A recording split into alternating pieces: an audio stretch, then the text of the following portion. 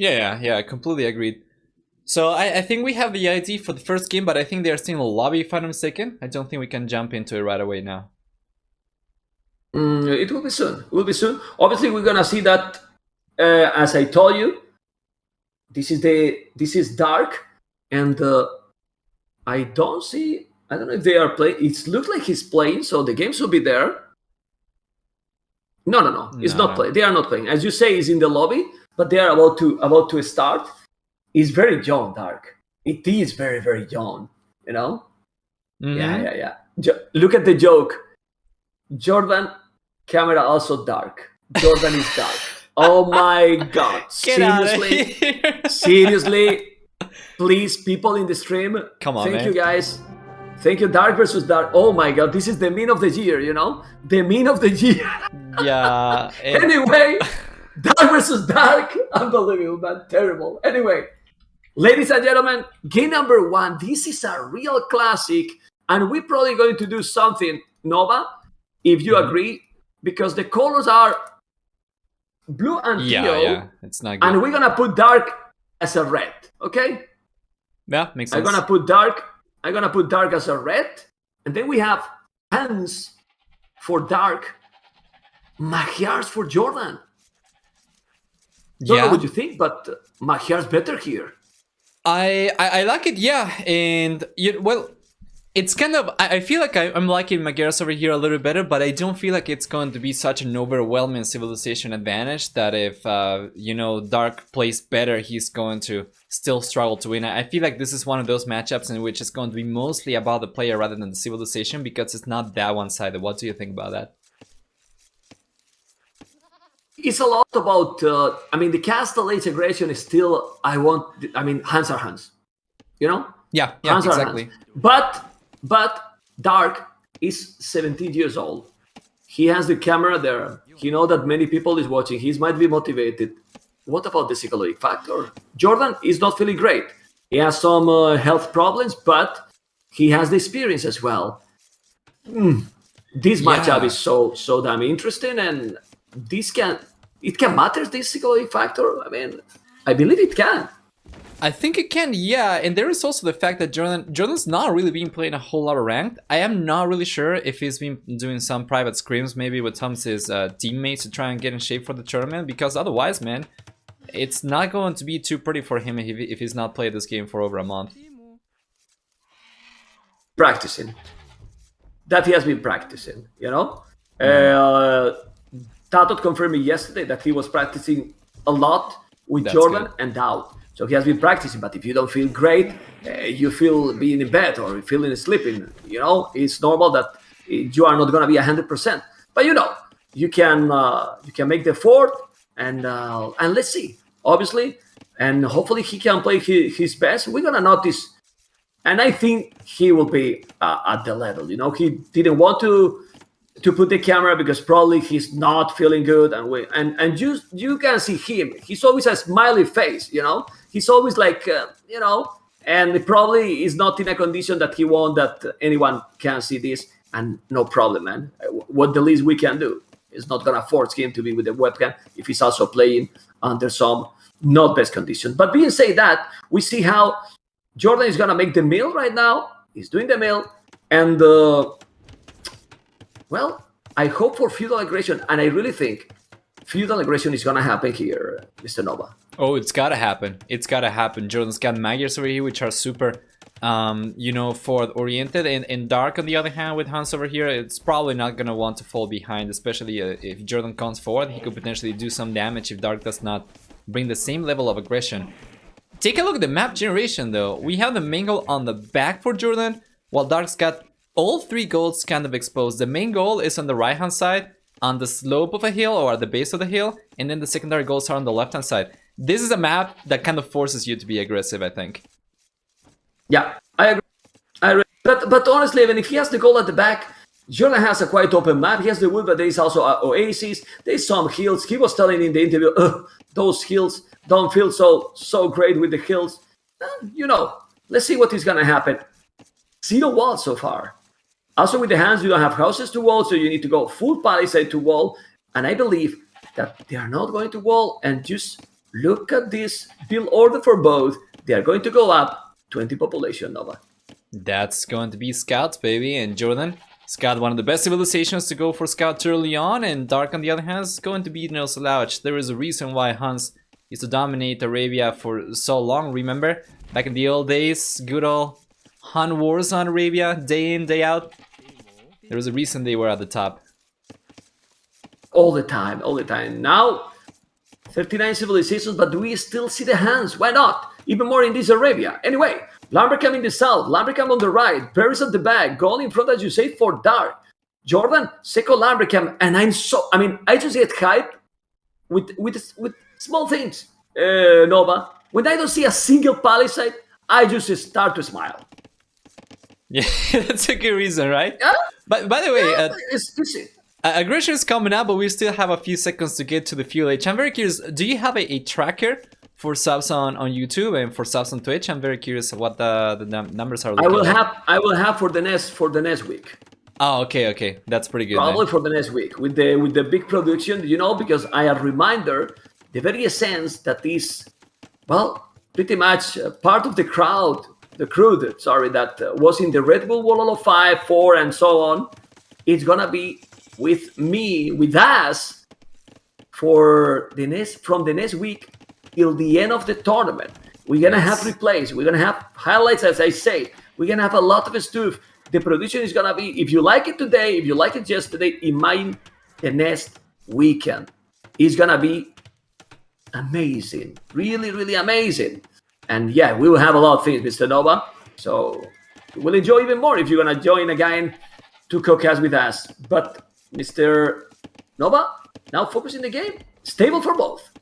Steals from both, and we have a Spearman already out for Dark as well, while JorDan on the other hand has got a Spearman out, and he's got another one queued up, so it's going to be 2 for each.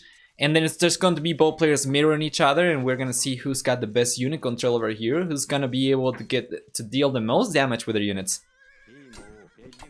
Let's see what is going to be the damage. Obviously, in this start, be careful. Production faster for the scouts for Dark, because 20% faster, but stable, but +1 and a scout cheaper.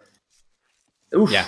Magyars, and with those spears going forward, it's just lovely, man. It's really lovely. And he seems to be getting the dominant position because we are on Dark base.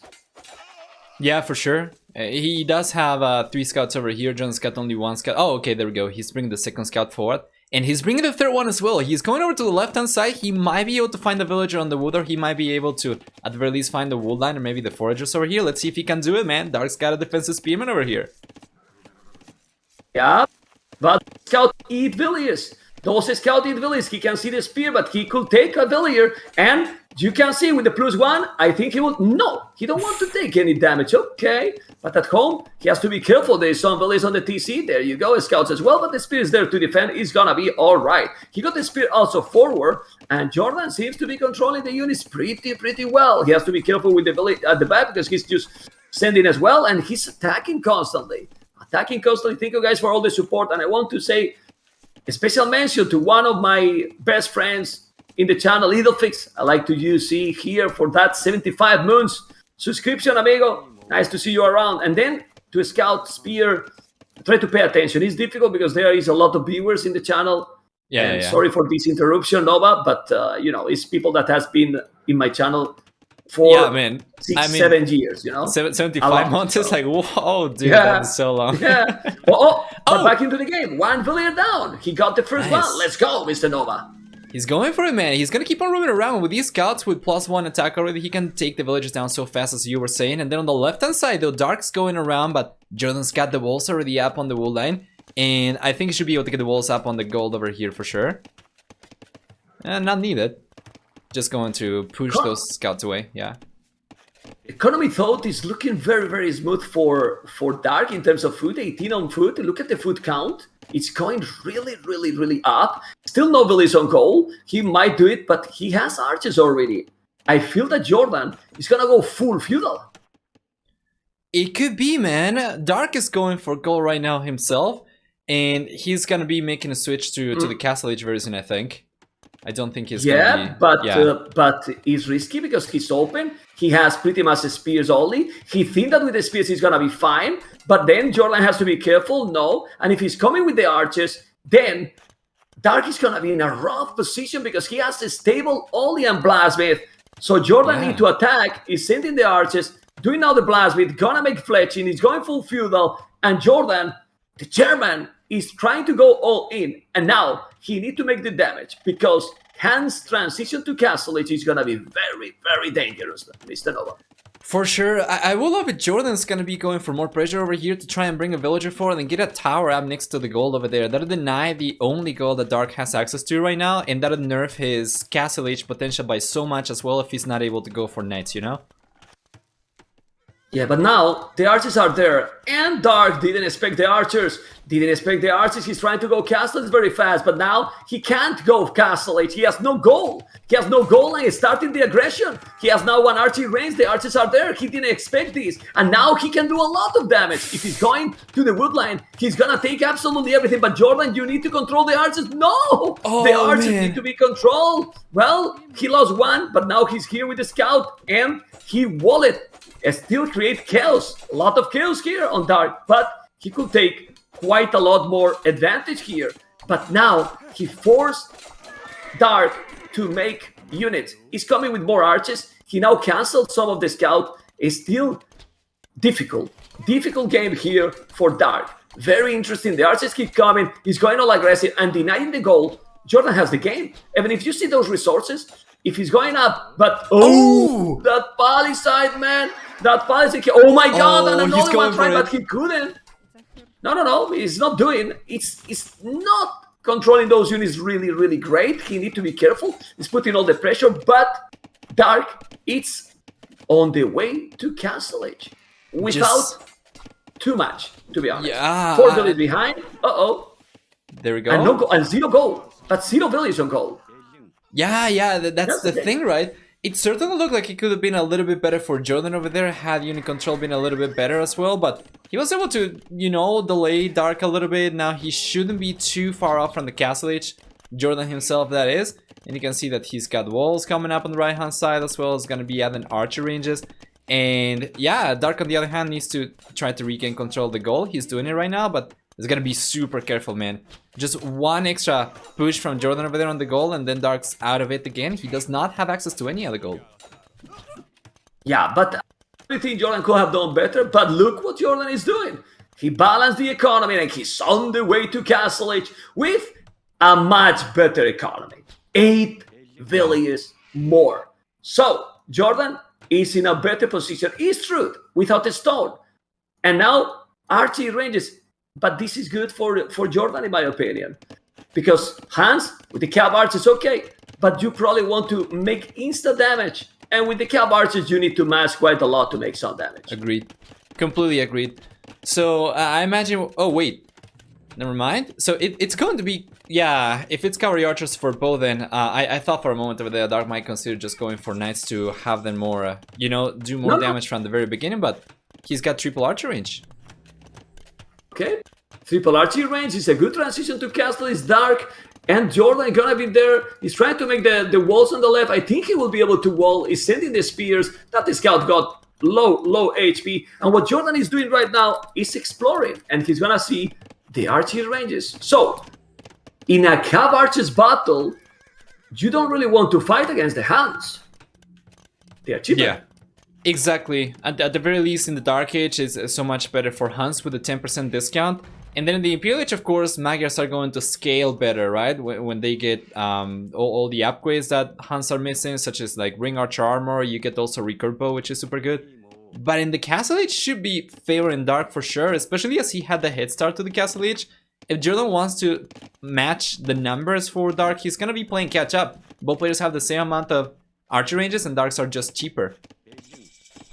True, it's true that JorDan has also quite a lot of archers, crossbow, bodkin, arrow. Those are going to work really well. He's doing the university, and the crossbows with ballistic is gonna make a lot of damage. Really, the wood for Dark is exposed in both sides, really exposed, and now he's wall completely. He has to be careful at home, and those archers can do a lot of damage. lot of damage for the German. He's gonna try to defend now the woodland. Yeah, I think he still make a couple of knights. I mean, those knights from Machias might help quite a lot. I don't know. He doesn't have the economy, but he's sending the crossbows. And let's see if he's gonna now go full cav archers as well. He's doing cav archers too. No. He's going for it. I do love the Insta University that he went for over there. Oftentimes, even at this very high level, you know, it takes some time for the players to even go for ballistics against mobile units, but JorDan's not going to have that issue. Now, for numbers though, Dark hasn't really gotten so far ahead. He's got 6 extra cavalry archers, but because of the crossbows that JorDan's got over here, I think his army is probably going to be a little bit better off. Especially with ballistics, which Dark still does not have, and I don't see a university coming up. I mean, ballistic dominate. Ballistic really dominate. He got few skirmishes, but with ballistic in 10 seconds, you will see. I will do definitely couple of knights. Couple of knights will help a lot in this situation. He has now ballistic. He will take with ballistic quite a lot of damage there, but he's moving them really well. One knight here will help a lot. This will Barrow. 47 village 24. He has 2 tone sentence Dark, yes, but he might start to have some idle time. Probably he will. Now he's doing the wheelbarrow and he started to have some idle time because he has no resources. And the economy for JorDan is very smooth at the moment. But Dark, heavy blow, and Bozo as well. Husbandry is going all in, JorDan. Yeah, that's exactly what I was going to mention as well. Dark is actually doing a really good job coming back up in economy. He's now got more villagers. He's going to have wheelbarrow as well, and then better upgrades for food and for wood, while JorDan, on the other hand, yeah, I'm not really sure. He's kind of falling behind a little bit right now. Certainly missing the wood and the farm upgrade. I don't think we have enough units over here for JorDan to dominate the fights anymore. Yeah, I think Dark's gonna be fine. If he can just keep on extending on his villager lead, then he should have a better late castle age.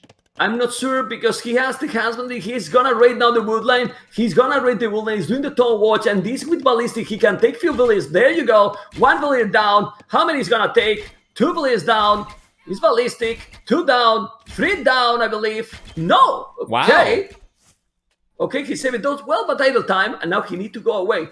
And those archers, look how I love what JorDan is doing, moving the archers at the same time from the other spot. Yes, because he knows that now the cav archers are moving, trying to catch up those cav archers as well, and he's sending everything. He got the skirmishes, the lead skirmishes as well, and now JorDan is doing the +2 armor. He knows that he needed to make some good damage against the hands, and the crossbows are denying the goal. Good reaction by Dark, but Dark now, 0. Billy's on goal, and he's on the wood again. He just made the debated move there. I love how JorDan is playing right now. I'd certainly like if he could send a few crosses over to the right-hand side, because he's aware of the other woodland. That's the only other woodland Dark's got. So if he can deny both of those, that's going to be enough, right? Dark won't be able to go for any units anymore. Yeah, archers. And look at this skirmishes, killing villages as well. Wow. Well, he's attacking a lot. Siege war so forward. Siege war so forward. He has to be careful with those units as well. He's now trying to get raided as well. And he's on the woodline too. As you mentioned on the right side, Nova. Whoa, yeah. All aggression. We have in this game more aggression than in the whole previous series. Oh yeah, for sure. Take a look at the amount of vital villagers. On the right hand side, I think he had 27 villagers over there. Man. JorDan's still there. And this is... Check the army numbers for JorDan. No, it's absolutely fantastic. He's got 13 extra army, units. Man. Yeah. Yeah, man. It's a lot. Okay, has to be careful. And, well, it's +2 now for both. No ballistic. The ballistic is doing also a massacre. And, JorDan is gonna notice. Well, the Mongol, well, he doesn't seem to be really sick because the control he's doing is absolutely amazing. Seriously. It's man. Brutal, man. It's doing so well on the right side. Yeah, it's controlling now the units. Great. Honestly. Fantastic game. For now. Yeah, this is really good as well because take a look at the eco KD for JorDan, 14-1 right now. Wow. All those are villagers that Dark will be ahead by. So instead of being ahead by 7 villagers over here, he will be ahead already by 30 villagers, I think. But yeah, 20 villagers rather. Look at the woodline! Look at the woodline! Look at the woodline! He keep attacking! attacking. Oh, Killing man. 3 more, 4 more. Now he's going, oh my god! Wow, He split the units and there you go. JorDan dancing with the archers. I love it. I just love it. Sorry guys for the screaming, but I love when the players are playing like this. Honestly, amazing. Really, really amazing. Are you sure JorDan is sick, man? It certainly doesn't He's seem playing like sick. He's playing sick, you know? Like, seriously sick. Yeah. What a sick player, man. And now if he denied the TC, if he denied this TC, it can be game. If he denied that TC, oh my god, 1 villain down, 2 villains down, No 3 way. villains down. This is a downtown center. Amazing play by JorDan. 59 villains, 46 army. Now he's 4 villains ahead and he's killing off. And a guy on the right. What the hell? Amazing game playing in 2 spots at the same time. Oh my goodness, this is the gameplay we want to see. Total and brutal domination dancing right now. This is ballet. It's not AOC anymore. Ballet, guys. We need the music. Ballet, but the game, Dark, 36 army, but now JorDan, 10 villains ahead with 1 town center. JorDan has gotten, since the last time that we took a look at the KD, he's gotten 22 extra kills, 21 extra kills actually. It's gone from 14 to 55 villain, 36 villains killed because he keep killing more, and that TC is still not tapped. He's going all in. Look at the score. Wow. Well, and it's surprising that Dark is still in the game. Absolutely. It's incredible.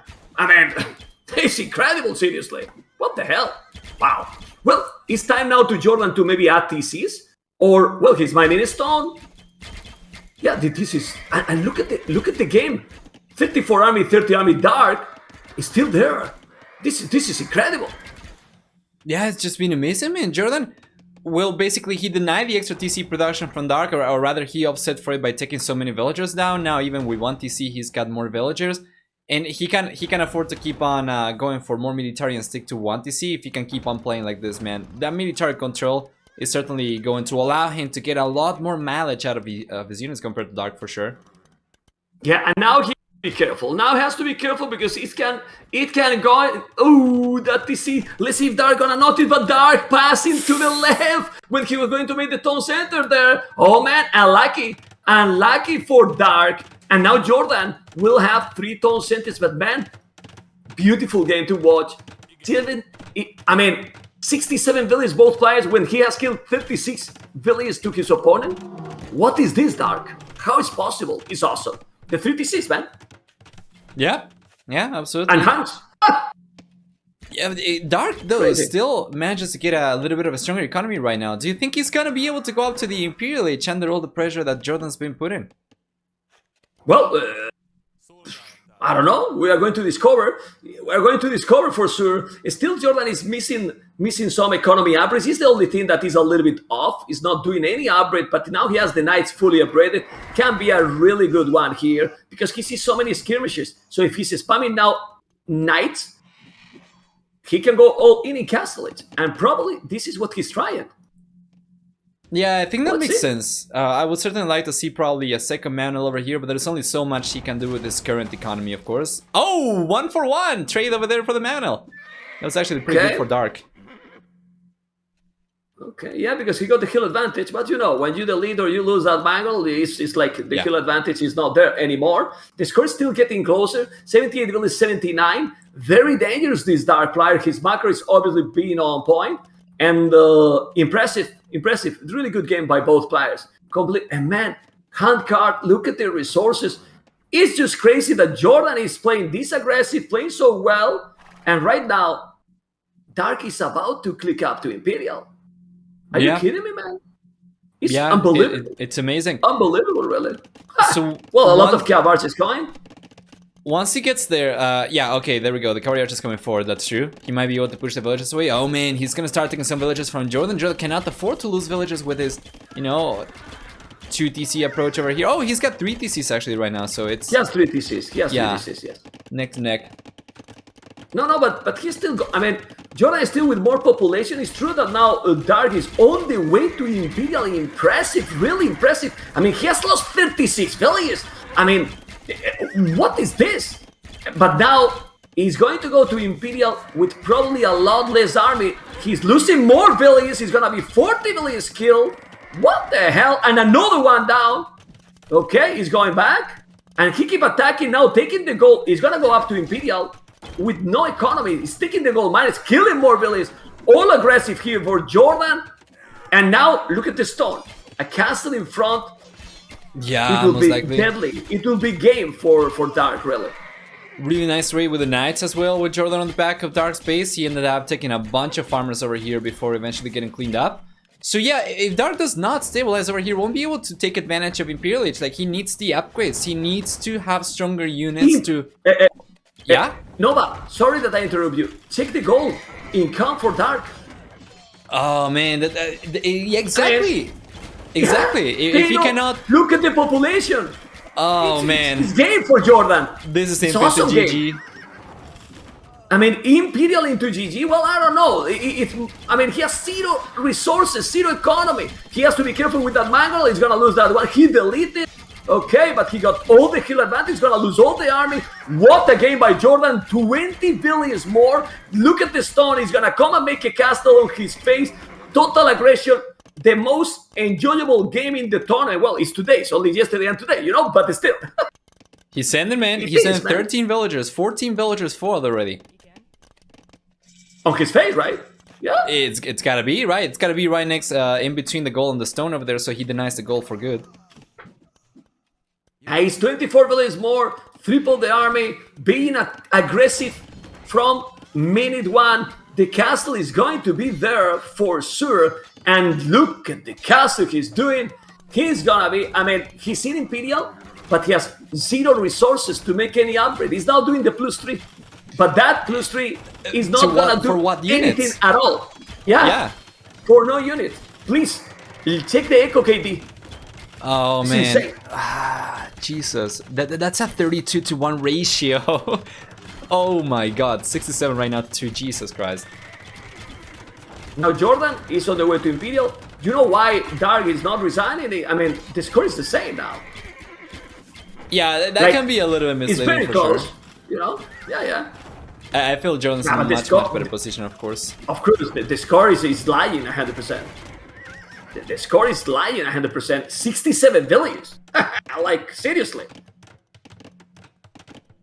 Well, he said in the interview, I don't like the walls. I like to go aggressive.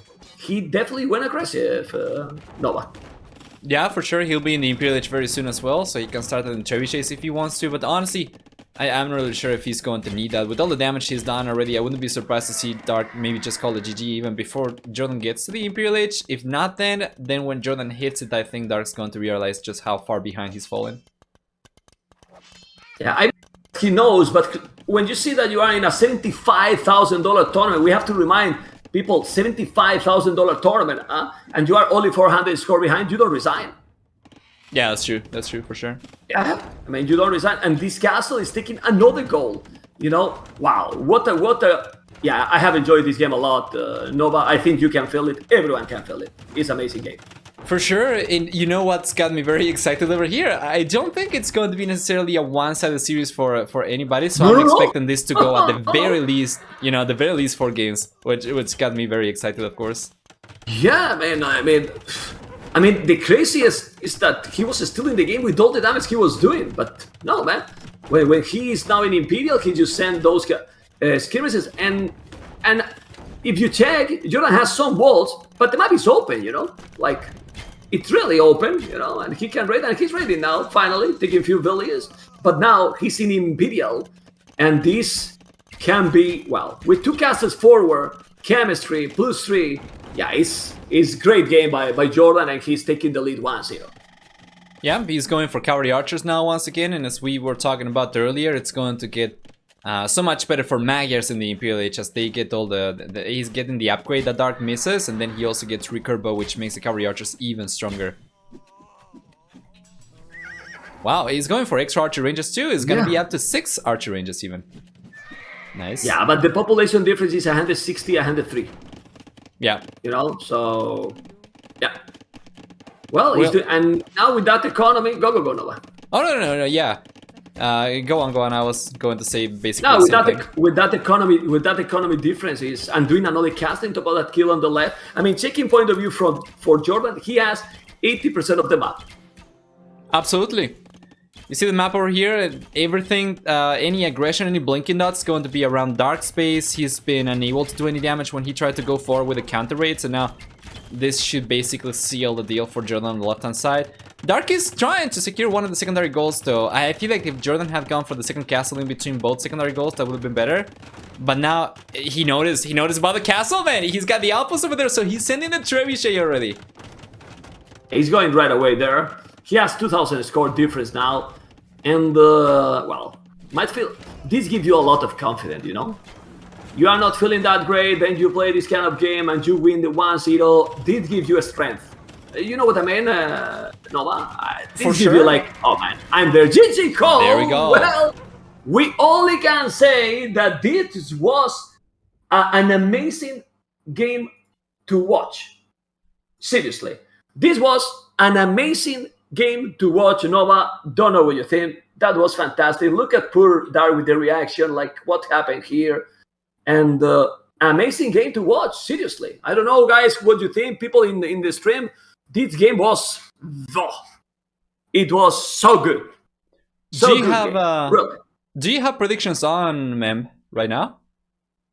I don't know. I'm just, yes, they are predictions there. I'm very curious what the ratio of you know, bettings for each player was. I don't know. I mean, I cannot even check anything now because I'm still. okay. I still.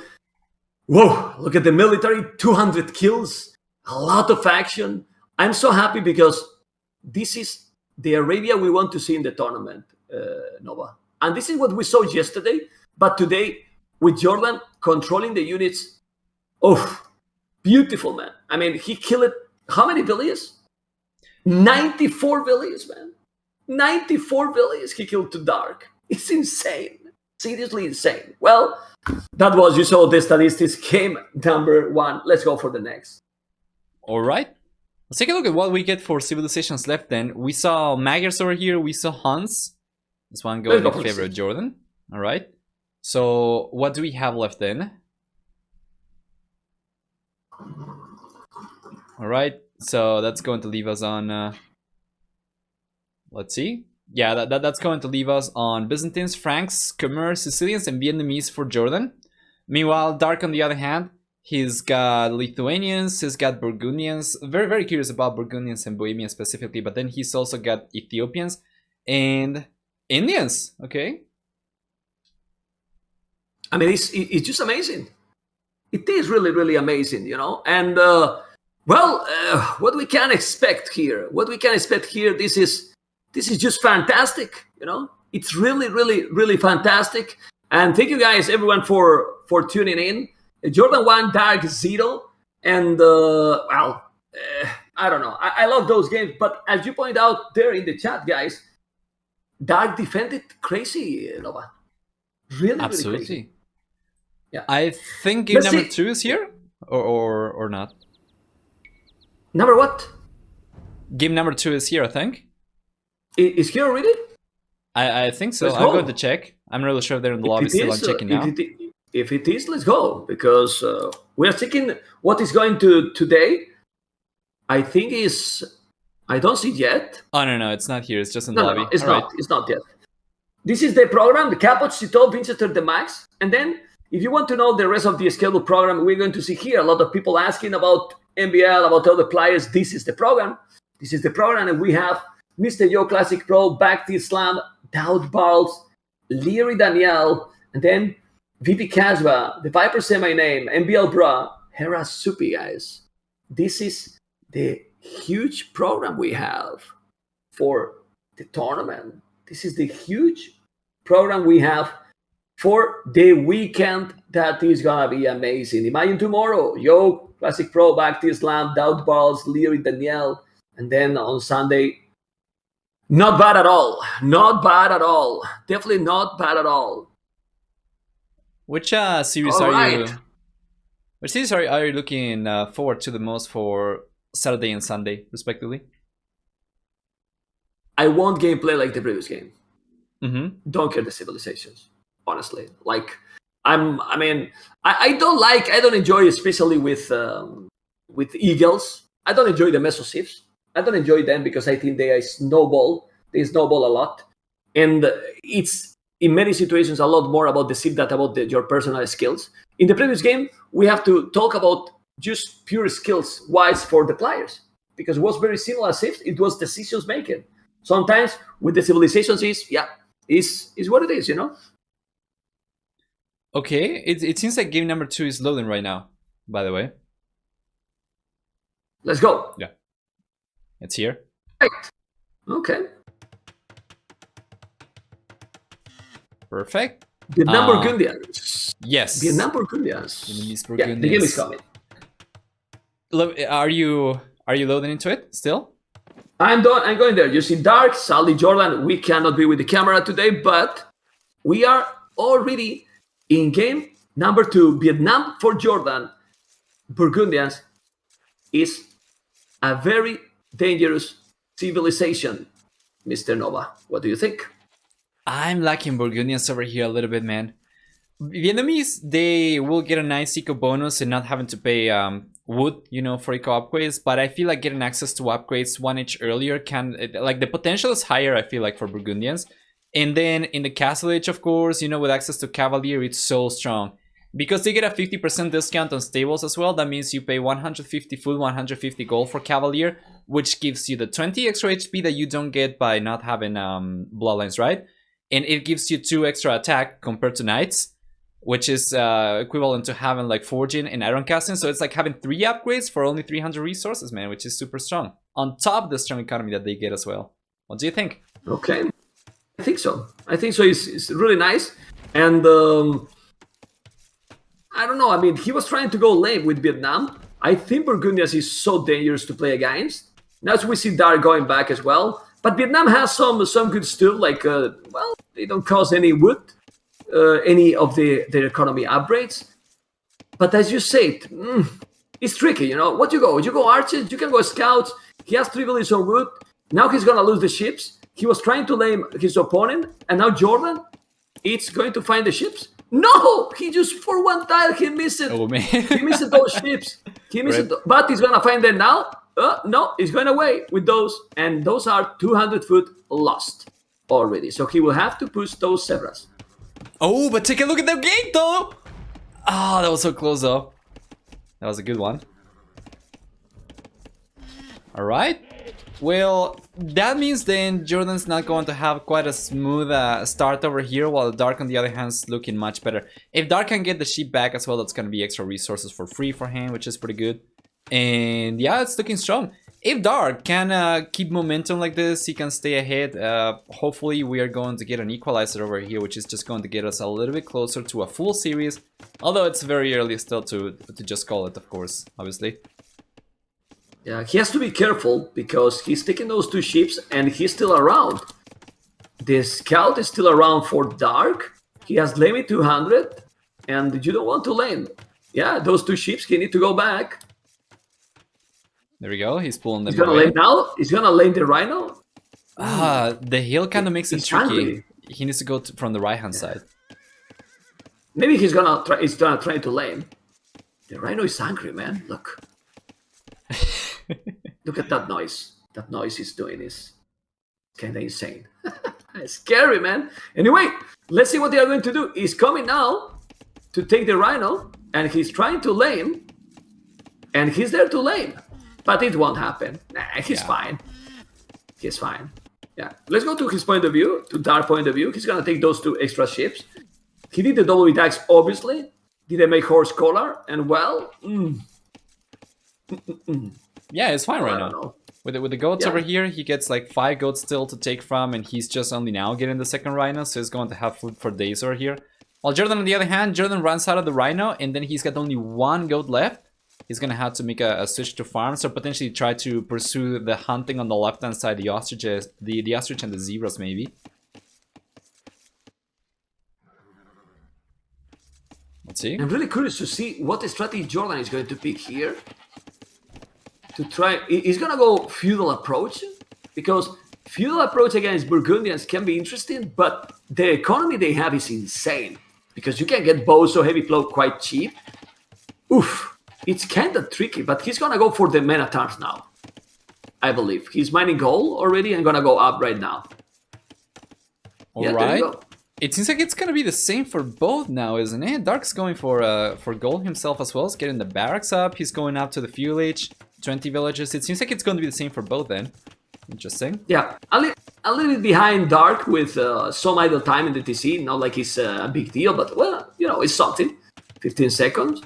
You can see how nobody went for the Zebras. Now JorDan is gonna take those Zebras. This is something that Lear is doing a lot, like every game, you know, and it helps you a lot if you are not getting ready to go for a very, very aggressive approach. Yeah, absolutely. We see the militias coming out already for Dark. JorDan, on the other hand, has got 2 militias over here, so it's got a little bit of a head start compared to Dark, but most likely these militias are just going to clash in the middle.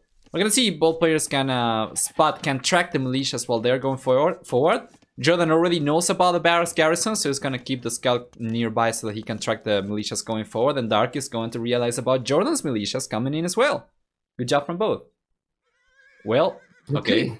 Dark's just passing. No, just passing. Oh, yeah, just passing.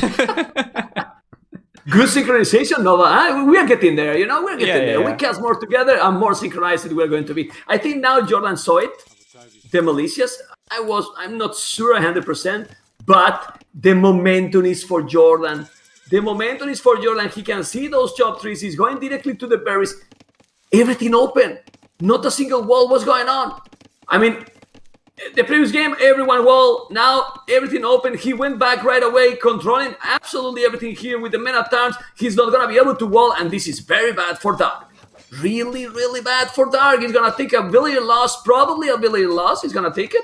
I think he will. He's got it. What a great unit control from JorDan. Oh no! He got it. Oh, he got it in the last second. And now the berries, but he's gonna wall. Yes, he's doing. But he got the villager, and at home, has to be careful. He didn't even know the men at arms gonna send it back. He's doing a good job. Remember that the archers from Vietnam are cheaper, and those are 3 men at arms hitting the wood line, hitting the palisade, and the wood is stuck, kinda. So this is advantage for sure for JorDan and Nova. Yeah, absolutely. If he can send the man-at-arms forward as well without getting... Well, I mean, it's very low HP, I guess, so it doesn't matter too much, but... The unit control for JorDan allowed him to get a villager already, because we have a little bit of extra idle TC time for Dark as well. That's going to help JorDan a little bit more, and now he's got a 2 villager lead already. Going down to 1. Yeah, well, it's some idle time, but he took a villager. It's what, like 1.5. It's okay. It's still being really annoying. He's not finding any hole. Game is stabilized a little bit. He has the archery range both. Going for the same approach, but obviously JorDan is doing damage. Well, Dark tried and he couldn't. Yeah, and I'm taking a look at the total amount of resources collected so far, and it's actually looking better for Dark, but it's very, very close for both players. So JorDan's damage is still certainly not going to give him a huge lead for the time being. So he needs to keep on putting the pressure up and try to maybe find more villagers or get more idle time from Dark's villagers for sure. JorDan also need to don't forget the upgrades, because right now he don't even have double B tags. As you mentioned, why he got probably a better efficiency? Well, he got the double B tags for so long, not JorDan, and JorDan, or better say, okay, no, he's doing the blindsight as well. I thought this was a second archery range, but he's gonna have fletching faster, I believe.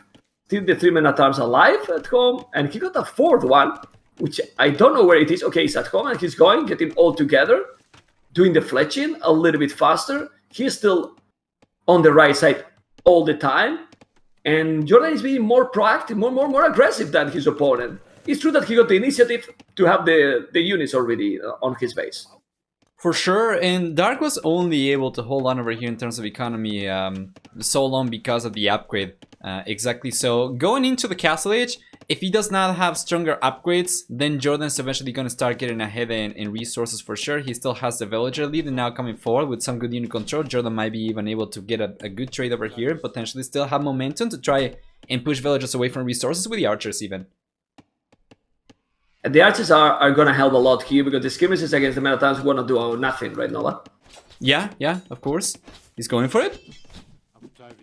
Try it. So he's gonna now to pick those skirmishes. If he's hit micro, let's see this micro here by JorDan. He controlled the units really well in the previous game. Let's see now. Still doing a good job. Wow. He wants to save the archers. Yeah, both are microing pretty well right now. Yeah. This is pretty good for JorDan. Seems like he's going to get cleaned up over here in the end, but he actually that could have been a lot worse for JorDan in any case. Well, I think it was pretty even, a little bit better maybe, but that is a man at arms that is very low HP.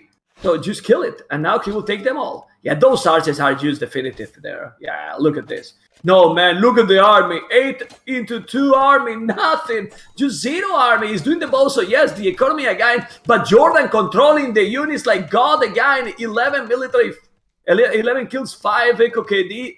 Good stuff here, but 0 economy upgrades, and you don't want that, Mr. JorDan, even more when your upgrades are also not costing any wood. Yeah, for sure. With just the All-Bit Axe, I feel like JorDan will be so much better over here. He doesn't really need too many numbers for units, but he can send like 1 or 2 archers over here, be annoying on the wall line, and that's going to already affect Dark's efficiency. But man, he needs the upgrade. He needs it.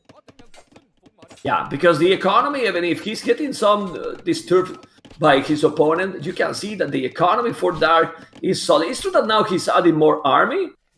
Well, and also 4 villages in the queue, that's why his foot went really low down. But, well, JorDan is still, I mean, he doesn't have the armor, but he never got attacked at home. And that's always great for the efficiency, you know. Yeah, I'm taking a look at Gather Economy, and so far we've had about 15 extra minutes of collection time for JorDan's economy compared to Dark, and an overall efficiency of 74 to 72% for JorDan and Dark, respectively. And take a look at JorDan's resources. He's getting there to go up. Yeah? He's getting there to go up. And then when he's gonna go up, he will notice that he didn't make a single upgrade. Because usually when you go up, you want to make all the upgrades, or maybe even Bo5 later, and then he will notice that nothing happens. But, yeah, but the economy for Dark is also good. He need the market probably to balance, but JorDan won't need it. And then in Castle, it's again, controlling the units like this, the archers here for Vietnam is gonna be dangerous. Very, very dangerous. Even more when we see how JorDan is controlling the units. Man, do you think if JorDan manages to take the series over here, do you think we're gonna be able to get an interview, or did he say something about that? I believe that we will. I don't know if it's with webcam or not, but yeah, we will get an interview. Yeah, I do have a few questions over there, but for the time being, he's looking super strong. And Dark's gonna be able to click up to the castle age as well, but JorDan's got a very nice head start, about 30 seconds faster. Okay. Alright. He's gonna be getting Crossbowman, Botkin Arrow so much sooner as well. That's going to be so good even against skirmishers, of course. I mean, he's managing the economy really well. Dark and this civilization economy is just fantastic. It's still 0 average for JorDan. But again, it's the timing, the momentum. Even if you're doing a stable, it's a problem here because Kratos and Botkin are going to clean, I don't say everything, but they are going to do a massive damage. And it's still annoying in the wood line. That's great. Now he's doing the upgrades. Yeah. He might feel like, oops. Oops. Yeah. Oops. For those sure. upgrades. Look at Dark as well. Yeah. He's going for a defensive tower over there. He's kind of forced into it, and he won't be able to go for any extra TCs because he does not have any other golds, man. Yeah. It's a good tower, but this is also good for JorDan because now he can fall behind in the economy. And he's not ready to go. Oh, maybe he's going 1 TC. Double is stable. Double is stable. Interesting. I wouldn't be surprised if we see a monastery right away from JorDan. Let's see. Or ballistic. What is gonna be? Let's see. Yeah, I would love that for sure. Arrow. Let's see. Okay. University on the way already. Wow, we got it there. We got it there. Obviously, double is stable will help, but with crossbows, Botkin Arrow, all the woodland is going to be denied. And without wood, in Age of Empires, you're not gonna do too much, really. Look how good it is now. Bo5, and he didn't use any wood, so he can make ballistic right away. And those are archers with the +2. He's gonna try to deny it. He cannot. Where's the crossbow? Okay, there you go. Crossbow upgrade now. And those archers are with more HP. The nice can happen. He should do the nice. He did Botkin Arrow. He's not doing knights. Now he's doing, but those knights with the +1, elite skirmishers, he forced him to make elite skirmishers. Damn, I mean, even if the score is ahead, JorDan has to be really careful because he is gonna have dangerous army, Dark, in a moment. Yeah, he has a good economy. What I'm very curious about too is if JorDan will consider adding a second TC behind this and try to go aggressive with 2 TCs in the back, or if it's going to be 1 TC full aggression. Consider he was faster to the Castle Age, I would be expecting at the very least a second TC. He's got close to the resource right now, but I don't see the foundation coming up just yet. TC, but where? There's a lot of hills. That's why he didn't like the hills. Yeah. Yeah, I'm probably checking next it. to... Well, I don't know. I think either next to the secondary goal on the right hand side, on the lower part next to the trees maybe. Is there enough space over there? Oh, no, he's going. there's a good spot. And now he's There you going go. for that TC at the back. Okay. Nice. Well, he's doing a good job with those archers, but those are elite skirmishes, and now elite skirmishes and knights are coming. JorDan needs a monastery probably.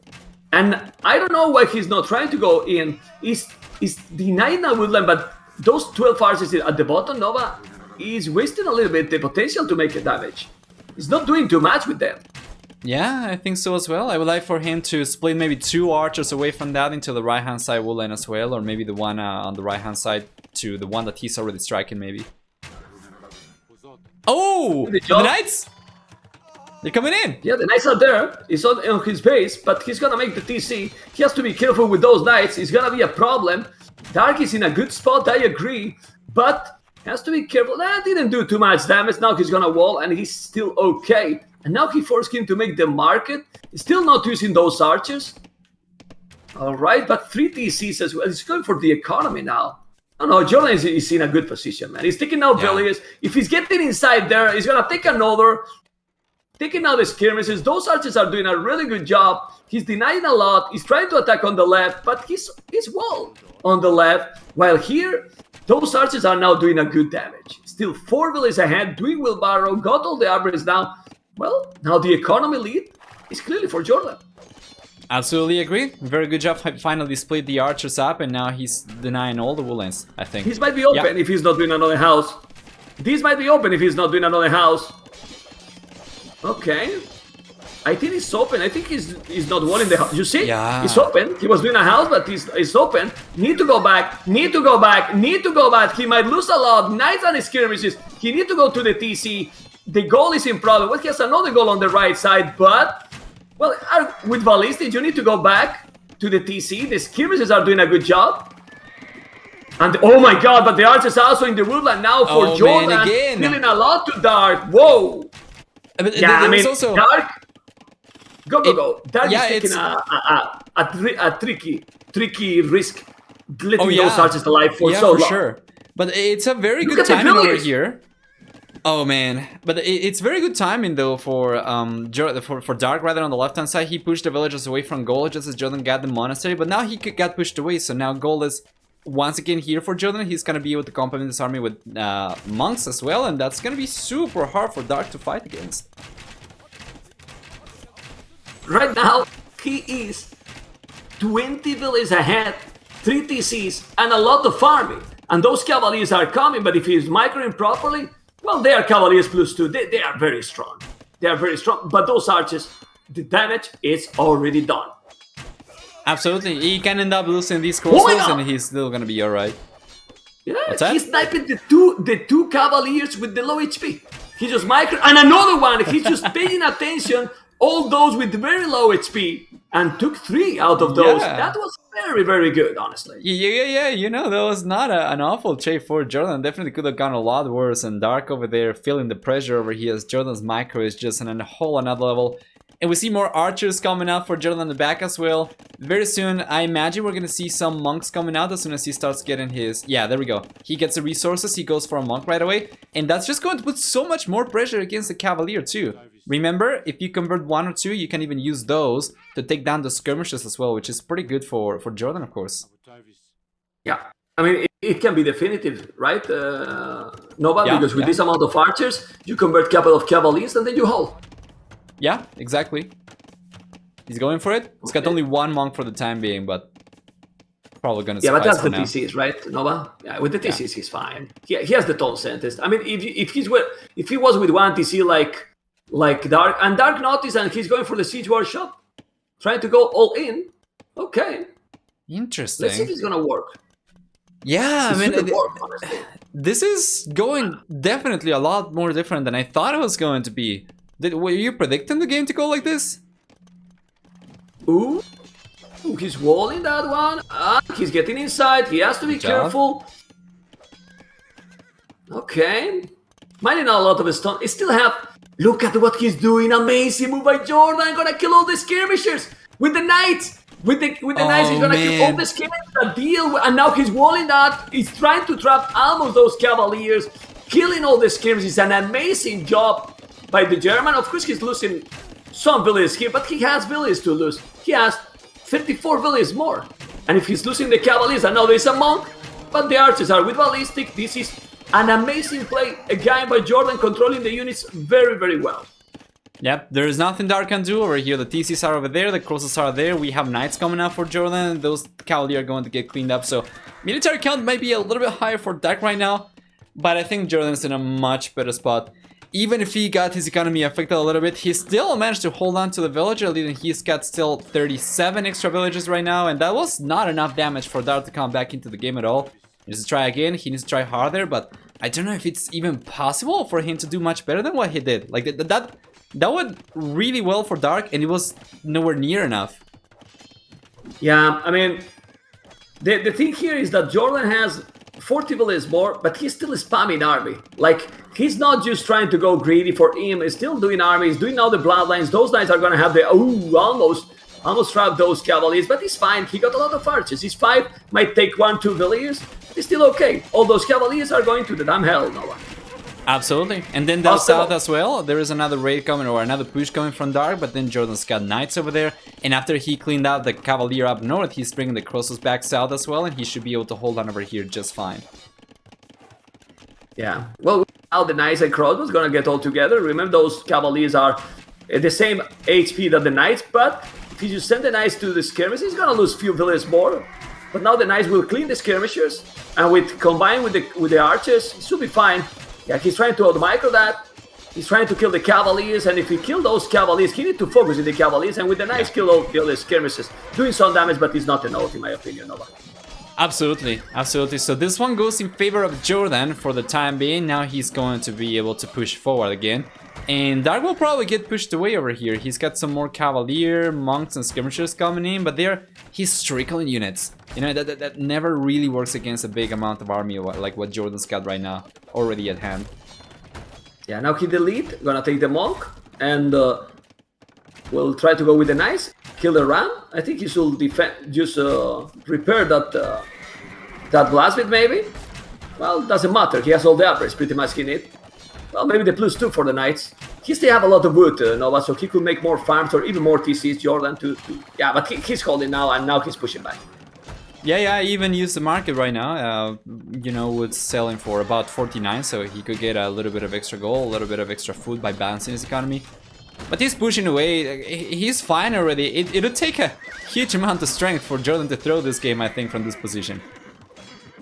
Yeah, well, he's 103 villages, while Dark is 58, he's still 1 TC.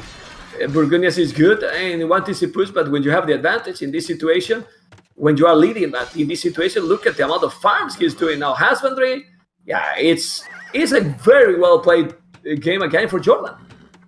Absolutely. Once again, I think I was favoring Burgundians coming into the game, but JorDan's just played his cards a lot better. And Dark struggled from the fuel age with JorDan putting pressure on the wood lines as well, recognizing the situation around Dark space. He's been able to fabricate a lead for himself that he's been able to hold on to and even expand upon too. Now he's in a very good spot. Should be able to seal this one, I think, from now on. I mean, he has to be careful. He has cavaliers and skirmishers. He cannot be overconfident. Dark is not giving up, and he's now pushing with many cavaliers. He has to be careful. He definitely has to be careful because he's coming now into the TCs. Still 115 villages, but now JorDan lost absolutely everything. No army at all. Be careful.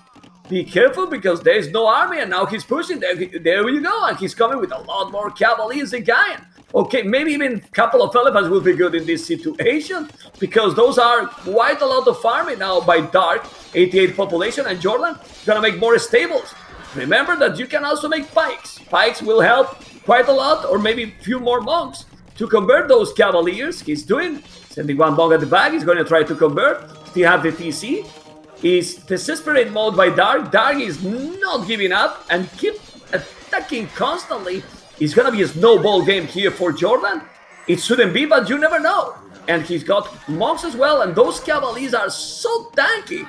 The knights are +1 only, and it's not working, no one. Yeah, that is a big thing, because with Dark getting forging already, that's 13 attack for the Cavalier versus only 11 for JorDan currently. But JorDan's got 5 stables, right? I think he's managed to get more, right? So, okay, he's got 7 stables right now. I think gold income's a little bit of an issue for JorDan, so he's been trying to balance his economy selling wood. However, he's bottomed the price for wood over here, so going for that in the future is not going to get him very far anymore. He's trolling, still Dark trying to keep spamming constantly. He's doing quite a lot of barracks now. Okay, he's gonna go pikes, but he can make a castle soon. If he just put a castle, where he's doing the castle?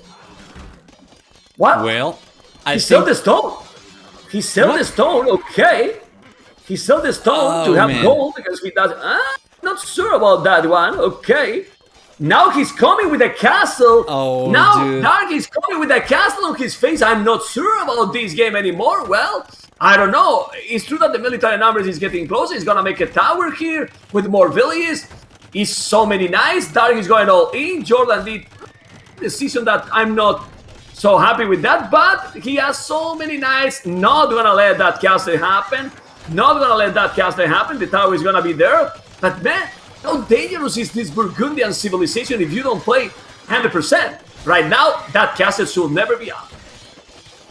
Yeah, I think so too. And JorDan, on paper, he should be able to hold on over here. Is it gonna be so much stronger? All he's gotta do is prioritize military production over villager production. You can see right now we have 19 knights with 2 more on the way versus 16 cavalier. Many of these are not forward for Dark, so the defender's advantage allows JorDan to deny the castle over there and potentially even clean out the cavalier and push Dark back again.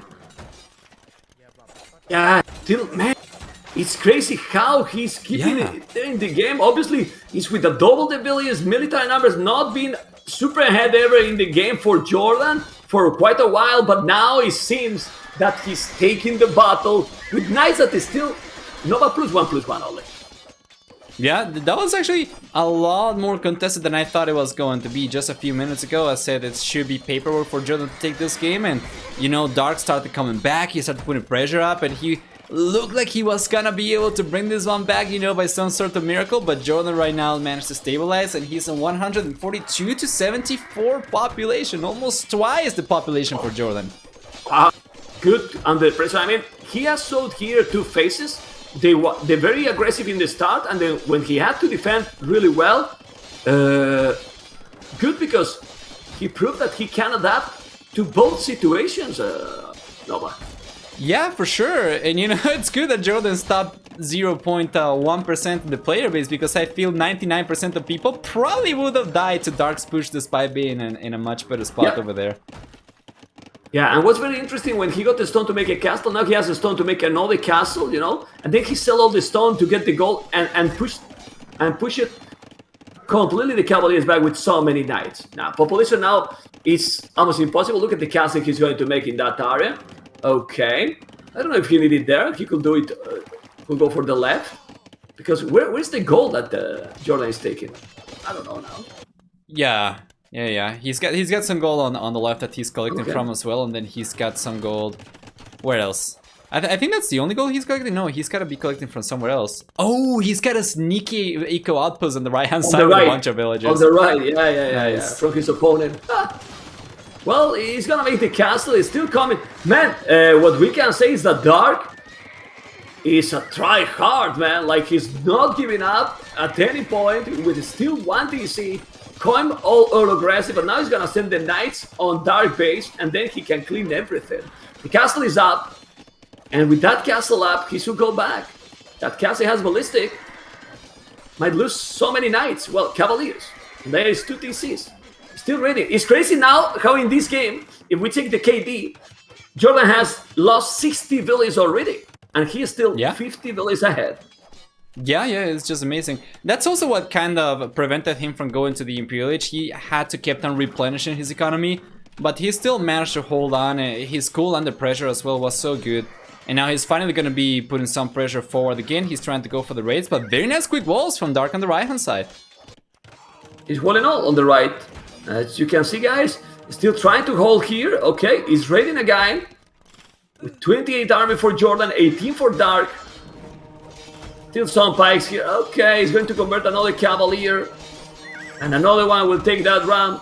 He's still trying, but it's impossible. Like, it's really impossible that Dark can come back here. I don't understand that castle on the right for JorDan. Because what is defending there? Why you are going there? Why you don't put the castle in front of your main TC? Yeah, Or on the left? Agreed. Well, he never explored. Yeah, in this position, I think he's fine, right? Like, he should be able to hold on no matter what, but that definitely could have been better. Probably, if he was under much more pressure from Dark, that castle would have gone up elsewhere, but I think probably he's feeling very confident right now. Well, it's crazy how JorDan managed to also going up to Imperial, man. Yeah. Under all this pressure, 126 villages, Nova. Whoa, brutal game, man. Oh, but check the right-hand side, man. He spot the goal. Okay, and no more goal anymore. Okay. Yeah. Where else? Some goal on the left. Yeah. Well, if he explored on the left, there is quite a lot, but he needs to explore. And also in front, he has 500 stone. He has the goal forward where the stables and the siege workshop is there. But now he's losing villages, more and more. And this is now 75 villages lost by JorDan. Alright, I think I would probably like for JorDan to go for a castle either in front of the stables from Dark to try and secure that goal, or on the very left-hand side, but yeah, as you were saying, scout and information is not there, so he doesn't know about the one on the left.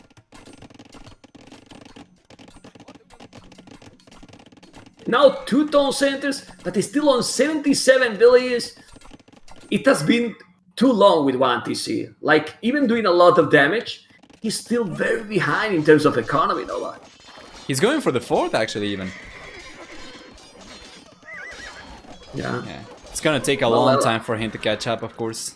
Still behind by close to 50 villagers. Where is gonna make the castle now, JorDan? He has a stone to make another. I will go. Oh, great spot. He's taking now TC for Dark. He's also recovering the goal, but obviously, oh my god, the amount of villages he's sending.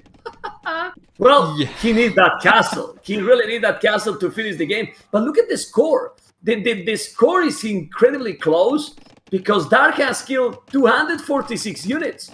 246 units, but they still... Oh, the counter castle? The castle, okay. I think both castles might be up.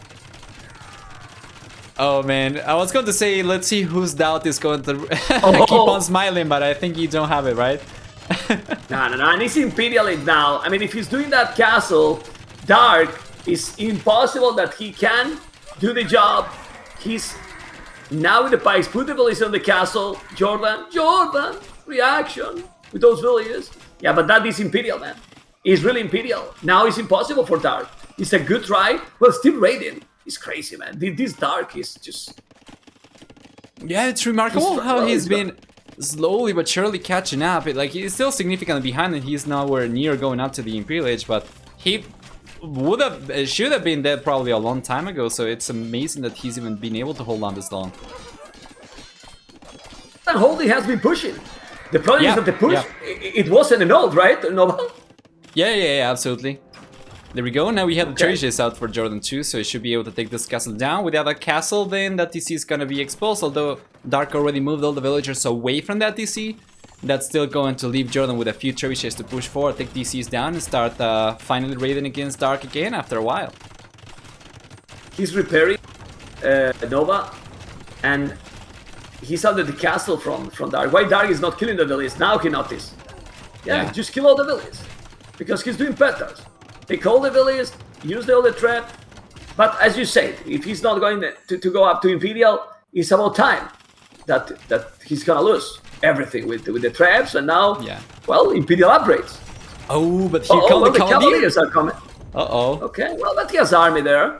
Should be able to hold. Well, he has the castle. Shoot the castle, yeah. Still no upgrade for him, so not +3, not plus nothing. Oh my Wow. God, he's flying cut. No! The trebuchet alive! Good Okay. job. The trebuchet alive! Okay, and another one is still.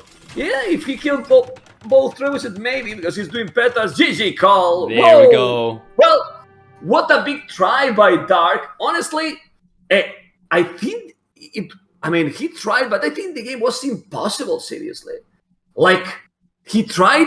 I love that the try he did. Obviously, if JorDan goes super overconfident here, Nova, he probably could lose that game. Yeah.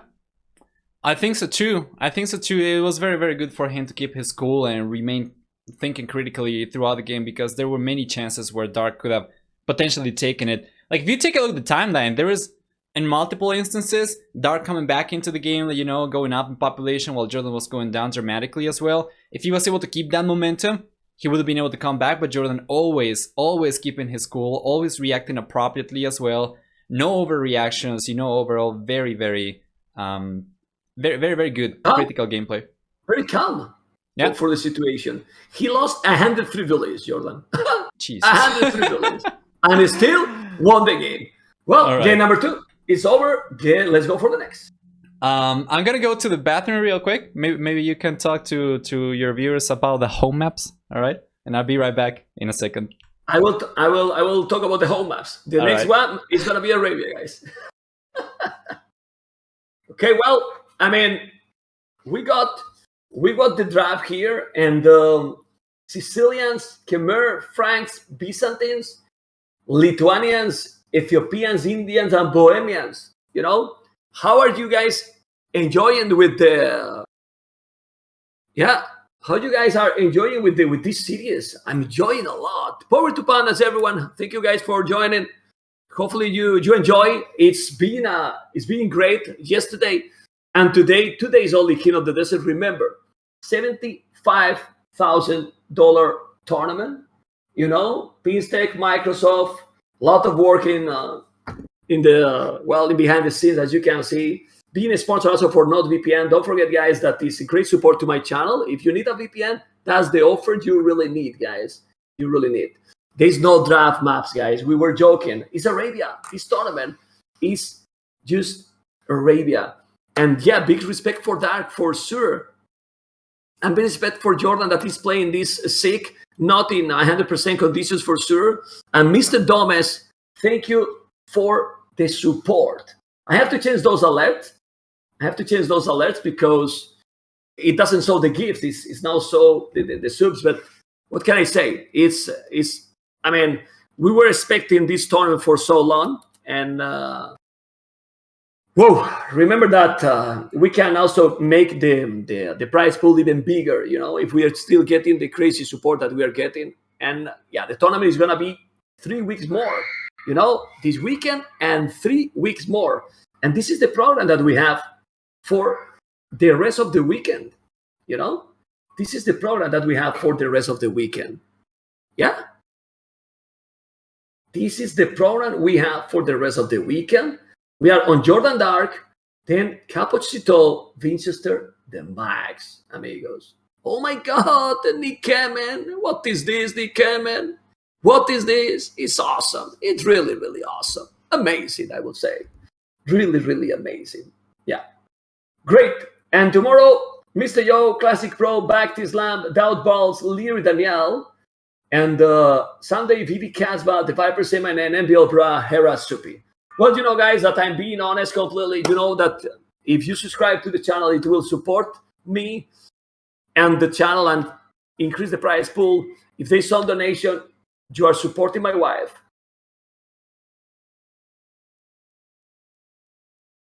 Okay, I'm back. Yeah, you are back in the right moment. All right. I'm really sure. It's nothing with you, Nova. No problem. It's nothing with you, you know? It's nothing with you. Player cam is yes. And JorDan will be with the cameras. We see here, we have a scene here with the cameras, you know? Sadly, JorDan is not there, but we are in game number 3. Let's go, Mr. Nova, because we have Byzantines and Ethiopians, you know? Byzantines and Ethiopians, which is amazing. really, really amazing. And we are getting inside into the game. Let's put color red for dark, Mr. Nova, and you can introduce the civilizations here, Byzantines and Ethiopians. What do you think about those? Byzantine and Ethiopians, very interesting then. I'm still loading into the game myself. Okay, it seems to be working right now. So yeah, sorry, first off, who's gonna be playing red dark, right? Yes. Okay, there we go. So, well, JorDan on the left-hand side with Byzantines over here is going to have very interesting civilization. First off, this is a defensive type civilization. He's going to be getting extra HP, increasingly so, as he progresses through the game. On top of that, he gets very cheap counter units, so like skirmishers, spearmen, and camels are much cheaper as well.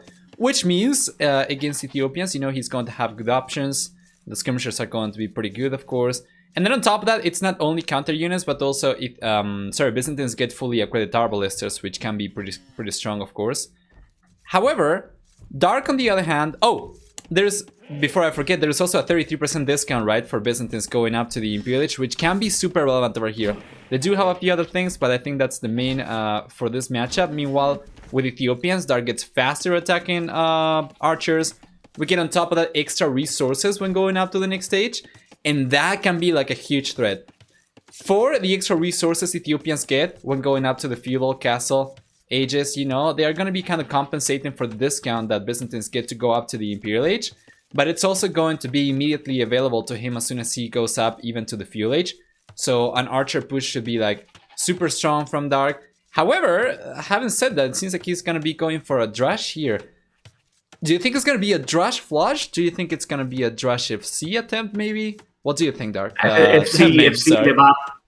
FC in the map, in this map, I don't see it coming. I mean, it's possible. I mean, if he's... I'm double checking Dark map, and it's not that difficult to wall. So it's doable to do it. Like, look how he's working with the walls. Obviously, I mean, but how you defend the berries? Like, what walls you do to defend those berries? Noah? You do need to go around them. You do need to go around it. There is no way you're going to be able to defend otherwise. It's so difficult, man. It really is so difficult. Yeah, it'll be quite risky as well, because with Byzantines you are also expecting to see archers, right?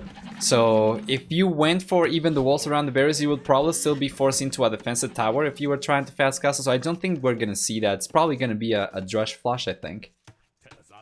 Yeah. Okay.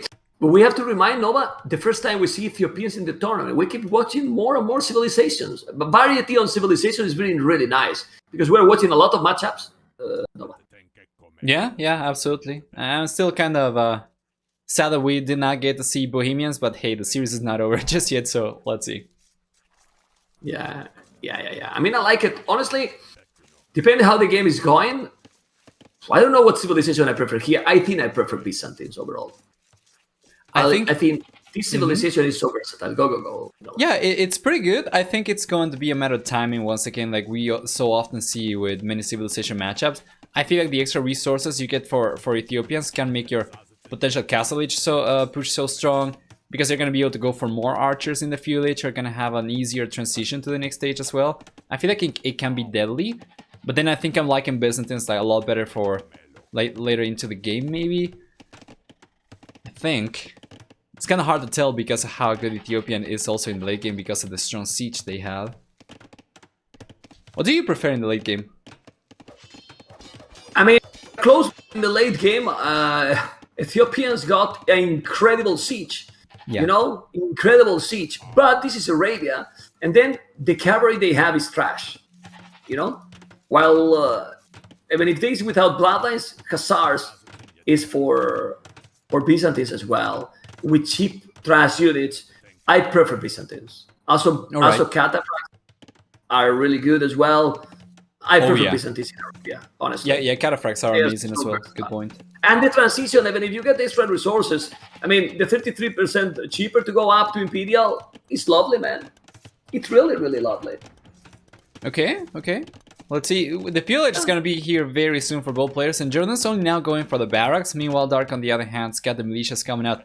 I must say, I feel like these militias are coming out maybe a little bit too late. I thought he was going to go for a Drush flush over here, and he still has the militias back home, and he's got 2 only, and he's defending.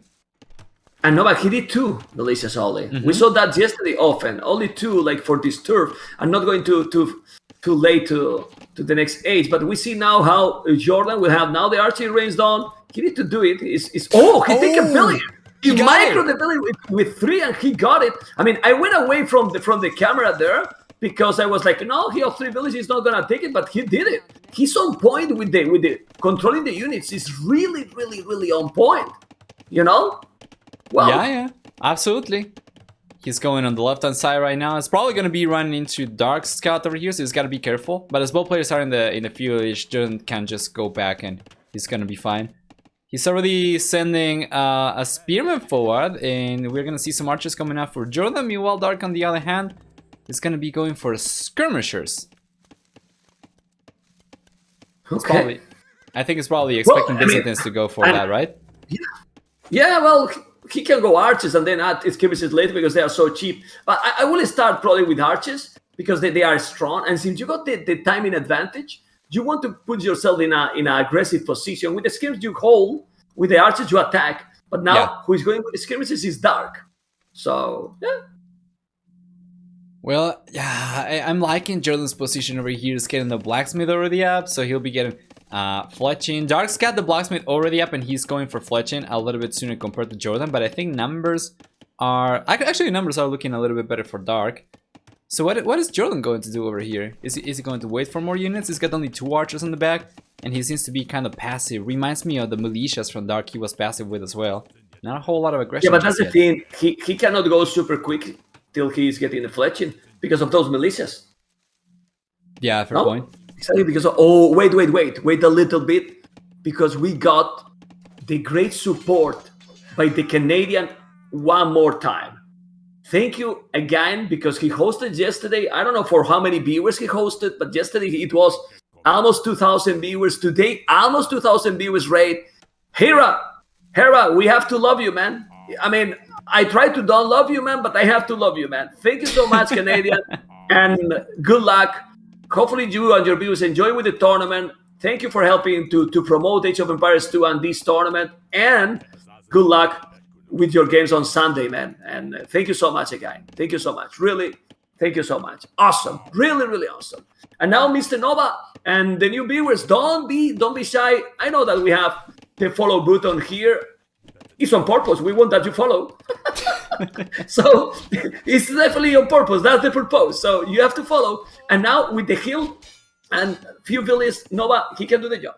Yeah, JorDan's gonna be fine. It's probably a good time right now for a reminder to all the new viewers coming from Hera's stream that there is a system by which the prize pool can increase even further. So it's $75,000, but it can go even higher if you just support the tournament host. If you subscribe to the Twitch channel or you subscribe to a YouTube channel, which is for free, of course, yeah, you can help towards increasing the prize pool as well and support the AoE 2 scene as well, especially now that there has not been so much attention over AoE 2. I think it's a great time to bring some attention back, some spotlight back into the game.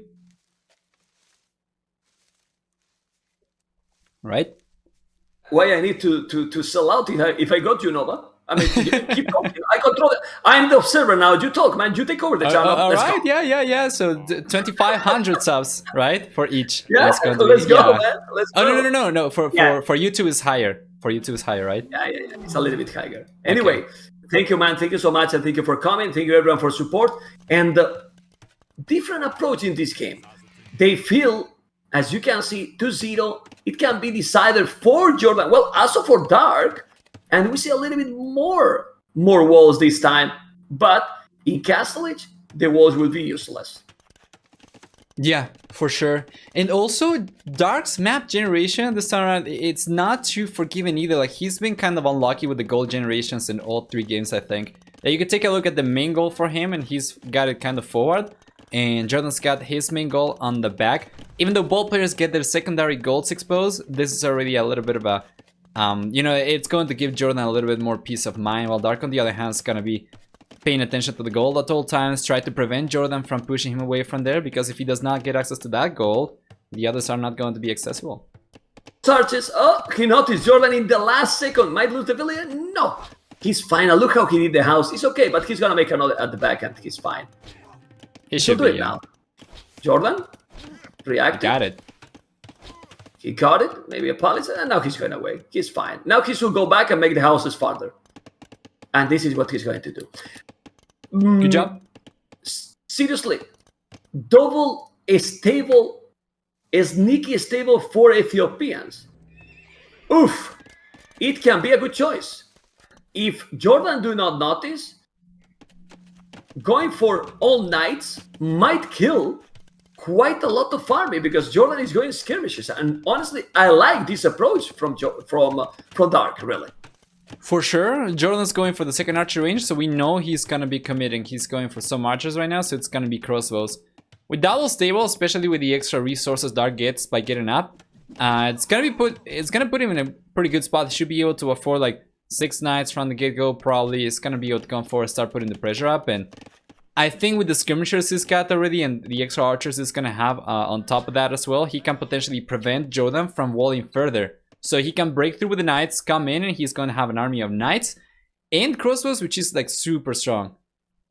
In my opinion, one of the strongest army compositions in the Castle Age. Yeah, I agree. It's true that the knights are not the best, and also he doesn't have a lot of archers. The problem here is if JorDan is spotted, because if JorDan is spotted with Byzantines, you can counter that easily. Yeah, really, yeah. I mean, cheaper camels, and that's it. He's got no idea for the time being, though.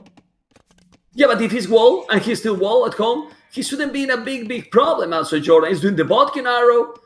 I think JorDan might be smelling this. I mean, like, he's not going any aggressive. Least skirmishers.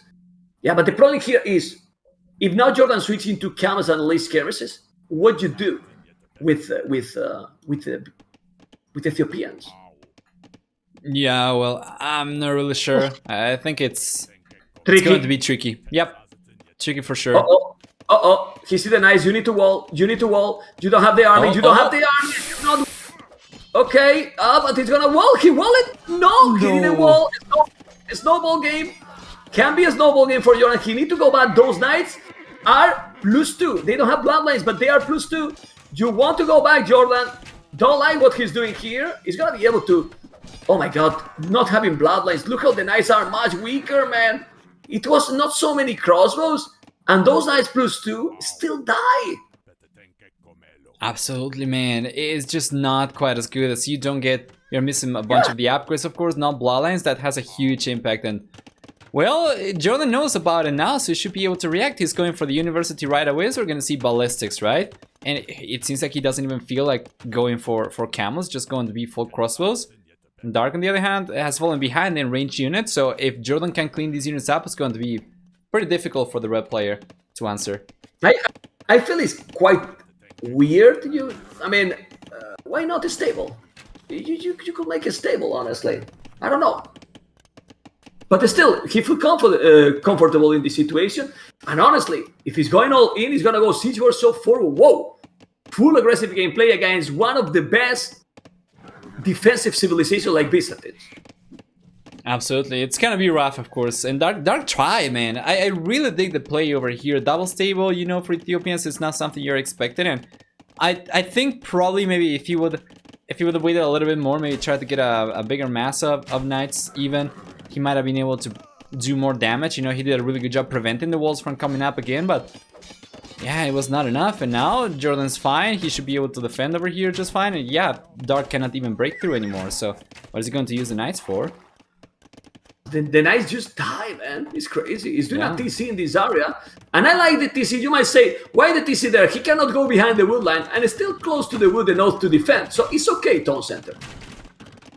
It's fine. What I would like for him to do would be probably try to close from the wood line he's collecting from towards the southeast of his base, towards the edge of the map, in front of the stone maybe. Try to expand over there. That's going to secure for him another wood line and the stone too. You're right. But for now, he's not going. And he has to be careful with this wood line. Obviously, having ballistic helps a lot to make those skirmishes useless. That's good amount of... This is so many knights. I wouldn't go. He's gonna lose all. Or not. Well, it's so many archers as well. He's got but it's so many knights. No. It's so many knights. I know that he's without bloodlines, but he's so many knights. He took the risk. The he has to Mangonel. be careful, Noah. Yeah, not only the Mangonel, is so many knights. He need to go to the TC at the back, or he will lose a lot, JorDan, or not. Man, they not having bloodlines, and it's a big difference. Look how the knights is still dying. Absolutely, absolutely. And he's going back. He should be able to hold on over here. For the most important part, he's also created some distance against the Mangonel. So then when he gets to the TC, he can, you know, he can go underneath the TC and stay there. If the Mangonel was closer, then he wouldn't be able to do it. So now he should be able to clean the units up, I think. Yeah, look how he's going to TC. He has killed so many knights. In overall, he did a really good job. Another knight down, and another one he can kill, taking the skirmishes. That's a great move by JorDan. Look at the army, look at the villages. JorDan might be sick, but he's playing sick as well. Yeah, what a great performance for JorDan so far, man. 2-0 against Dark and looking so strong right now in game number 3. This could very well be a flawless series for JorDan, man. Yeah, it was really good, honestly. Handcard, that's a guy with good economy. Like, he has all the upgrades. He's still coming with the knights. He's gonna have some monk. Double monastery, because we see that he's coming all in redemption even. Okay. Wow. Okay. Still 9 villages ahead. Few houses. Look how he's doing a few houses to block potentially the knights. Look, he's building the houses there, Nova, to put the archers there if he's coming with the knights. Yeah, exactly. He can create a choke point over there. I love the second monastery over here. Like, it's a perfect reaction, especially with redemption coming up. He can convert the Mangonels. You know, you convert one, you can try to take the other one down as well, so you don't even need to convert both. Yeah, and now Sanity, for that he did the second monastery. These series are very fun to watch, man. Really enjoyable series so far. And then, I mean, if you imagine that it's now 3-0, you might say, okay, one-sided in the result, but very fun and good games. Yeah, for sure. You know, very fun and good games. Yeah, I was saying this yesterday on my stream as well. When KOTD got announced, I got excited, but then, you know, I had this thought of, wait a moment, Arabia, especially because we had so many other big tournaments with different map pools. I was like, oh man, I don't know if playing so many Arabia games back-to-back is going to be quite entertaining, but we have seen such a variety of strategies. We have seen so many unique and very different games that it's actually felt like it was different maps, man, because the playstyle is just changes from series to series, game to games. It's just so much variety, actually. Also the saves. Dogao said yesterday in his interview that people love and the players love Arabia the most because of that. Yeah. Because you can play many things in Arabia, which in other maps don't happen. You have other strategies in other maps, but in specific maps, one strategy is the main one, and you cannot make any other because it's the strategy for that map. Remember those maps that you pick Indians because they short feast and you get the bonus, then you see Indians all the time. Here in this map, you can pick any civilization, any combination, any strategy can be the right one. It just depends how you play with them. Absolutely. Okay. Here it comes, man. Here comes the big engagement. Yeah. Oof. Well, but the knights die, and why he doesn't put the villages on the TC? I don't understand that. Well, it's still killing, man. The knights are so bad, man. Without bloodlines, the knights are so bad. Look at the difference. It's incredible. 75 villages, 71, but the army is almost 4 times ahead. It's just wonder how he's controlling the units. So confident, JorDan here. He was able to take the Mangonels down as well, and now his population overall significantly higher with 27 extra villagers compared to Dark. He's got 27, extra population. He's got the same villager count, but military much higher for JorDan. He's got great momentum over here. If he cleans his units up, he can go forward, but he's gotta be careful! Oh no! So close. But you see what happened there? Oh my god, that's a good shot. That's a good one. Still no kill advantage. He has to be careful. Okay, now Mike, but he's going to convert. Got redemption. He convert. He convert the Mangonel. He didn't notice. That Mangonel converted, changed completely the battle, and is so damn important. And now, what we were talking, look at the economy for JorDan. 38 farmers, 16 on goal. He's going to Imperial. It's Byzantines. He 100 football. Yeah, if he had a market, does he have a market? I don't think... he's got a market, so he can actually already go up. He could only buy the food that he was missing. He's up with 26. I mean, Byzantines, very underrated civilization, in my opinion, for Arabia. Can be super strong for sure. Now we have another Mangonel coming out over here, but JorDan's gonna use the converted Mangonel to take this one down. Oh no, he's going for the conversion again, and oh, that's gonna be still good for him though. He deleted. He has the kill advantage. It's so difficult here. No ballistic also for Dark. Now Dark did the switch to the skirmishes, maybe quite late, and this is looking so good for the German. Oh man, oh really? Well, we see the archer range coming up now for JorDan, which is going to reinforce his production potential, and he's going to bring his archer range count up to 4, so that's going to be double the production. Right now, he's got only skirmishers on the way. I would certainly like to see potentially more crossbows to go for arbalesters, especially if he can keep on converting the mountains. He can take care of enemy skirmishers like that. Let's see. Oh, But the thing is, what he's gonna think now, Dark, when he see his opponent is in imp, because when you make the upgrades now, the +3. I mean, if he has good army here, Dark now, the +3 gonna clean everything. Yeah, and it's not like Dark's got a lot of mobility with the units to go back, right? So it's going to be unfortunate for him.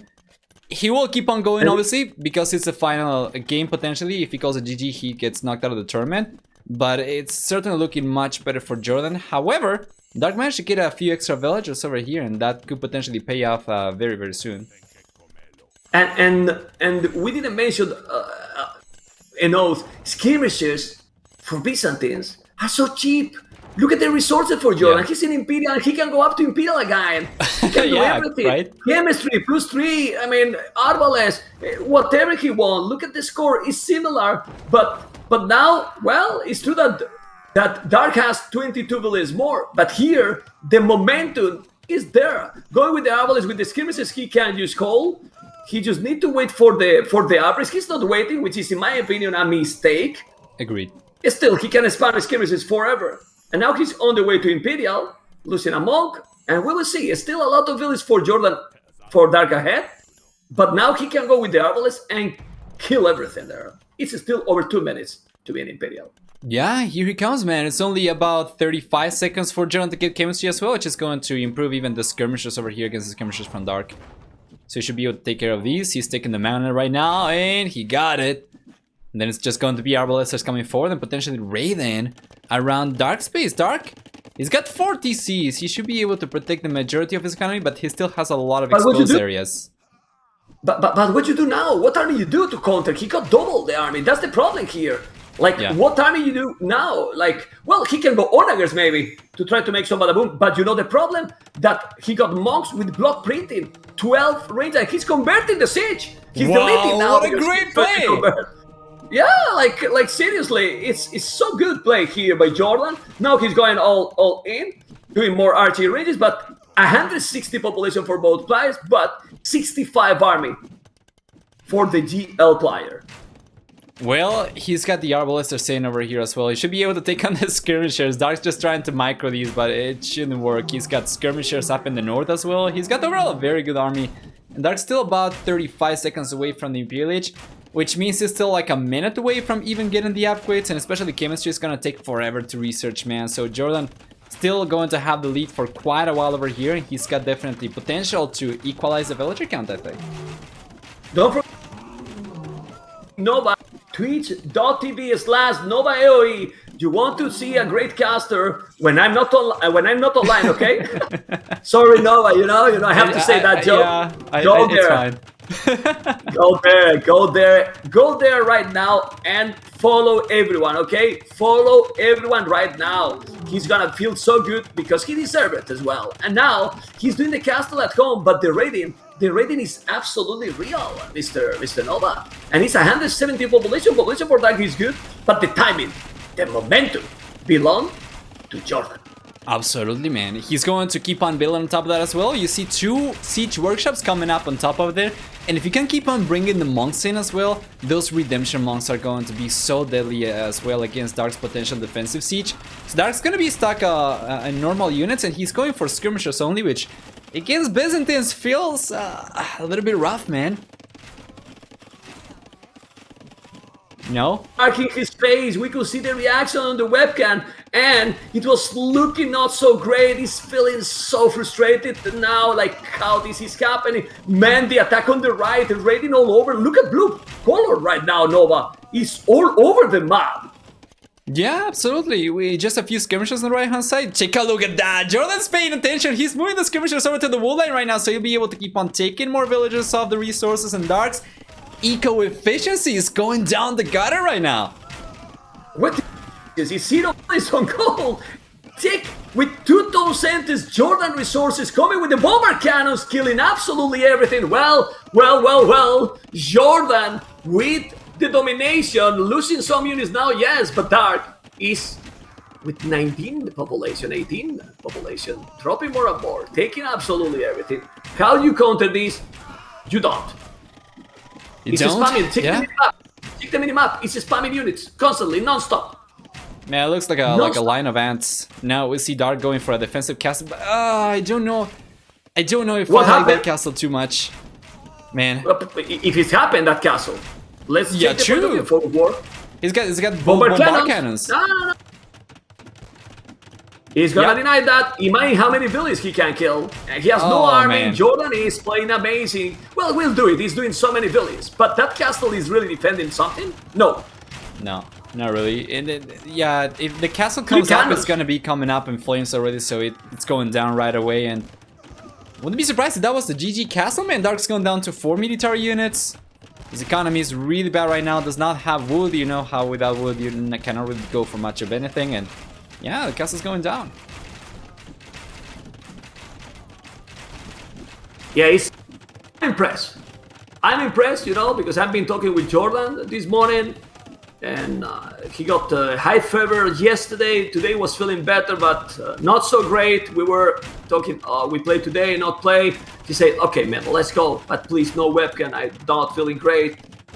I'm sick, and so on. Well, he want to be sick for the rest of the tournament. 3 saves, man, for JorDan.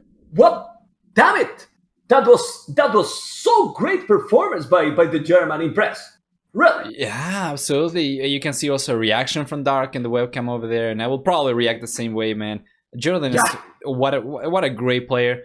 So should we take a look at the stats one final time before helping back out? We are there, man. All right, we're there. perfect. Yeah, take a look at Goodness. that. For JorDan, the KD of 2-1, very close to 2-1, which is so good because his units were cheaper as well. It was always cost effective for him. And then on top of the largest army count of 77 to 41. Take a look at the total versus current amount to see how many military units Dark lost through the game. Amazing. Economy total, Dark 6,000 more resources. Yeah. You see? Yeah. 6,000 more resources except gold for JorDan. 3K more wood. 5K more food. You know, amazing. Really, really amazing gameplay. And that was 3-0 for JorDan. Oh my goodness.